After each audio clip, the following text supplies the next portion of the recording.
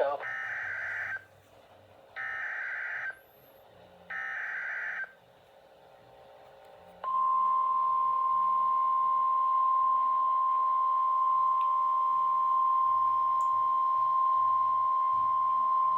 The National Weather Service in League City has issued a severe thunderstorm warning for southeastern Montgomery County in southeastern Texas, north central Harris County in southeastern Texas, until 5:30 p.m. Central Daylight Time. At 4:55 p.m. Central Daylight Time, a severe thunderstorm was located over northwestern Bush Intercontinental Airport, or near Spring, moving west at 15 miles per hour.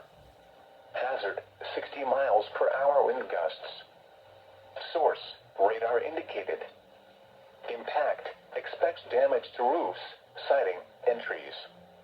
Locations impacted include Humble, Greater Greenspoint, Spring, Kingwood, and Bush Intercontinental Airport. For your protection, move to an interior room on the lowest floor of a building.